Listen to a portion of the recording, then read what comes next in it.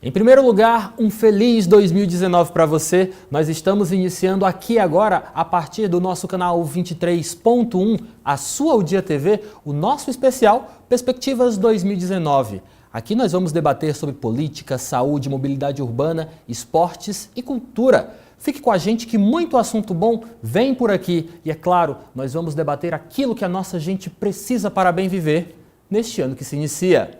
Seja muito bem-vindo ao Perspectivas 2019.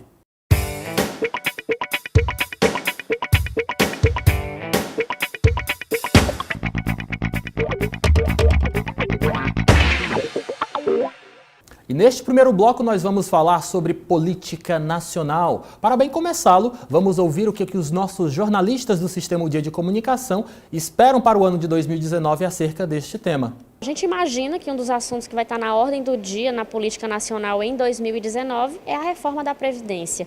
O presidente Jair Bolsonaro já avisou bem antes de ser diplomado, inclusive, que esse seria um dos principais objetivos iniciais do seu governo, era conseguir a aprovação.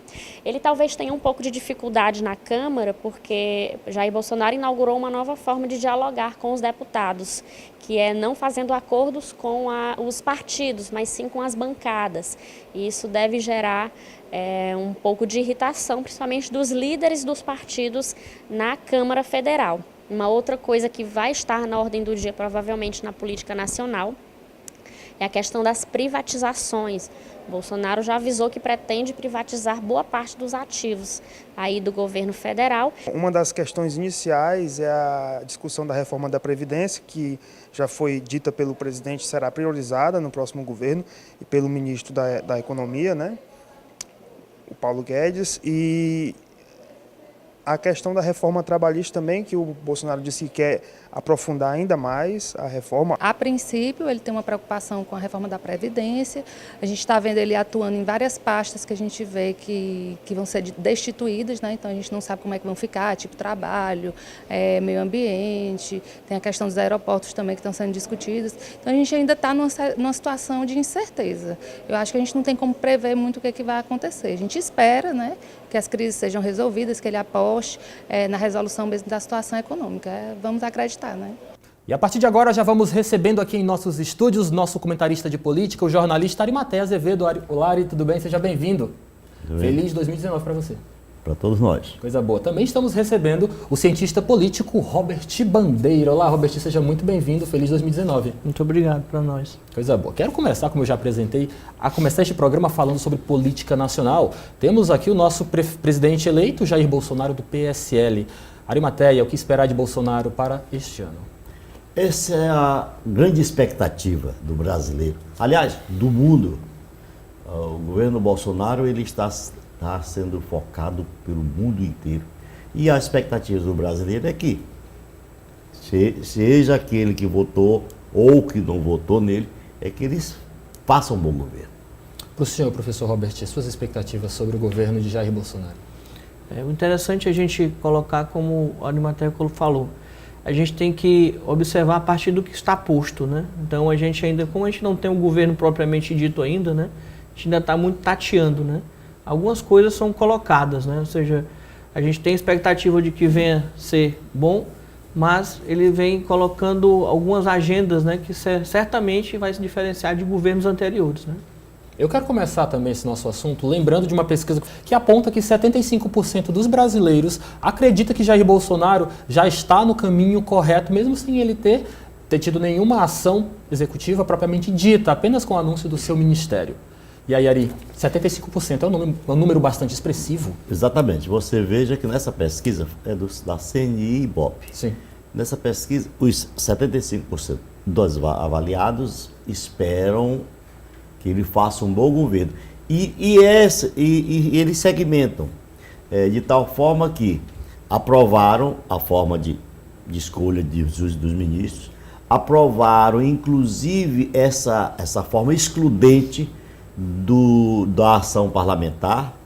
Ele montou um ministério sem fazer o chamado toma lá da cá, Sim. Quer dizer, sem fazer o compartilhamento, aquela coisa bem nojenta que todo mundo denunciou de governo a governo no passado, de fazer entregar ministério para partidos, entregar ministério ou cargos e fazer nomeações ao bel prazer do interesse parlamentar. Então ele acabou com isso. E essa é a grande expectativa, de que o fazer diferente a partir daí. Professor, mas nós estamos vendo, como o próprio Ari falou, uma excludência dos parlamentares, mas não dá para governar um país como o Brasil sem parlamentar, sem o Congresso. A fórmula brasileira, ela é uma fórmula de governo, né, chamado presidencialismo de coalizão, né? Ou seja, em tese, né, seria uma coalizão. O que seria essa coalizão? São partidos políticos participar diretamente do poder, né? Até o momento da sua invenção, né, com Fernando Henrique Cardoso, até agora, né, sempre a gente teve a conversa, né, como foi bem colocado, a questão do toma lá da cá. Esse toma lá da cá acabou que veio, entre aspas, um outro nome, né, que seria um presidencialismo de cooptação, né, ou seja, cooptando pessoas. Então, a primeiro momento, a gente observa que o Bolsonaro está fugindo desse cálculo, né, mas não sei até quando, porque ainda não se mudou o sistema, a gente não passou por uma reforma de decisão política ainda. Né? A história mostra, nós temos dois presidentes que foram impeachados, Sim. sofreram impeachment, exatamente porque não fizeram essa coalizão com o Congresso. Eu diria o seguinte, não negociaram com o Congresso. O Congresso, apesar de nesta eleição passada ter havido uma grande renovação, o Congresso ainda vem com aquele ranço bem próprio do que o Robert falou, desse mercantilismo que se faz em função de apoios. E aí nós tivemos o Collor. O Collor não trabalhou o Congresso. Foi empichado, não teve força para reagir. E a Dilma foi a segunda personagem dessa história. Agora, vão empichar o Bolsonaro? Esse Congresso será capaz de enfrentá-lo? Reforma política, nós que estamos falando sobre esse assunto, é uma necessidade que já vem sendo debatida em nosso país há longa data, mas que ninguém teve coragem de fazê-la na prática. Para vocês, o que é mais urgente quando se trata de reforma política, que pode ser uma tendência, uma perspectiva para o ano de 2019, Ari? Eu diria que falta coragem só. É só e vontade política de fazer. Porque quem vai fazer a reforma política vai mexer nos seus interesses. Sim. Os mais comezinhos, mas os seus interesses. Então não interessa para o Congresso. É preciso ter força, e aí vem do presidente. Se o presidente não impor, bem diferente dos demais que já passaram, e exigir uma verdadeira reforma, porque tudo que se fez aí, aliás, nós estamos vivendo uma mini reforma que foi feita. Isso é meia boca, isso não resolve. É paliativo e até casuísmo, porque sempre fazem isso antes de um pleito eleitoral. Para o senhor, professor, o que é mais necessário, o que é mais urgente quando o assunto é reforma política? Na verdade, concordando com o Ari, a reforma política da tomada da decisão seria bem urgente, mas dificilmente se vai se mexer em interesses políticos, né? Até porque o nosso sistema, como eu falei anteriormente, por ser de coalizão, vários partidos participam, o presidente, de certa forma, ele vai estar nas mãos também desse Congresso. Esse Congresso vai ter que ser seduzido, né? Ou seja, ou você vai camuflar esses interesses, vai banquear. Abduzido. Né? Abduzido, né? E porque o que ocorre, de fato, é que o Congresso Nacional, quando ele não está nas mãos do presidente, né, ou da presidenta, como ela queria ser chamada, né, a Dilma, sim, como o nosso colega colocou bem, sofreram impeachment, né, porque eles deram as costas para o Legislativo, né, o Congresso Nacional. Então, eu acredito que, mesmo com a reforma que foi feita agora, a mini-reforma que foi feita, né, apesar de ela ter sido nomeada, né, de política, ela foi uma reforma bem eleitoral mesmo, né, e foi consequência de uma porta fechada pelo STF, né? Ou seja, o STF fecha a porta, por exemplo, da questão do financiamento privado, pessoa jurídica, e ela acaba fazendo uma outra saída, né? Ou seja, há tempo, votou em tempo recorde, né? Que tinha que votar um ano antes. E aí também nós temos que esperar acontecer outra mudança. Enquanto o Congresso ele se omite, o STF, o Judiciário, que não é o seu papel, pratica o famoso ativismo judicial, que é, ele interfere, ele faz, às vezes, do Legislativo, que é ruim. Nós já tivemos o ex-presidente Luiz Inácio Lula da Silva, erguido como herói popular, que veio do interior do sertão nordestino, e que nós vimos onde ele parou. Jair Bolsonaro tem o perfil para ser o herói que o país precisa? Não vejo. Aliás, a história do Bolsonaro era muito nebulosa. Começou o capitão, ele foi afastado, ele foi preso até. Teve uma história de que ele queria, à época, explodir a represa de Guandu, nos anos 80, daquele anos de chumbo mesmo e tudo. E a partir daí ele saiu do quartel, saiu do exército, se candidatou e até hoje é parlamentar. E eu vi até no livro do Geisel, as memórias do Geisel, escrita por 2 jornalistas, até o cientista político, eu não me lembro, Bandeira, e que no Geisel faz uma citação a ele com relação ao Congresso. O Geisel mostrando que geralmente tinha um militar que enveredava pela carreira política. Aí ele disse, mas não vale o Bolsonaro. Bolsonaro não conta. Como disse, era um mal político e um mal policial. E mal militar. Então, apesar de tudo isso, e vendo aqui a história, que todos sabem, lembrado aqui pelo Bandeira, de que ele foi o salvador da pátria. Por quê?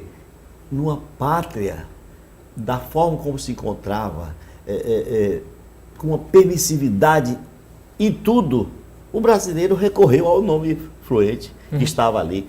Eu mesmo, eu sou um simples contador de história, eu não posso me ufanar de ser analista político. Analista político é um cientista político.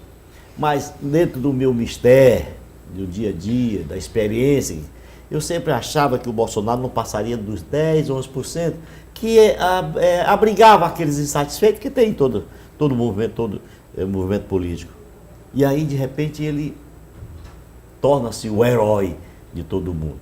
Mas as pessoas que votaram no Bolsonaro querem mudança. E uma mudança que seja para valer. Não uma mudança meia boca, só por combater o que estava posto e continuar fazendo as mesmas coisas. Professor, só para a gente encerrar esse primeiro bloco, eu gostaria de fazer uma pergunta para o senhor meio perigosa. Nós temos o herói que nós idealizamos ou que nós merecemos? No caso, ele pegando um pouco o gancho aqui do Arimateia, na verdade, eu entendo como ele entende, eu acho que as pessoas votaram mesmo querendo uma mudança, né? As pessoas, os eleitores querem uma mudança, mas de certa forma, elas reconheceram um herói que foi construído, por exemplo, em base de falácias, né? As chamadas fake news, onde você mudou, de certa forma, até a estratégia de fazer a campanha eleitoral, você saiu mais das rádios, saiu da TV, e você começou a fazer redes sociais de forma massiva, tão forte, que você criou ali, você cria uma verdade, né? Parafraseando aqui até o grande pensador Maquiavel, né? Uma mentira contada 100 vezes na época dele, né?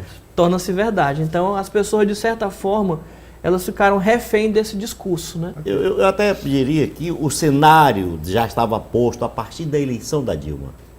Ficou uma divisão no país.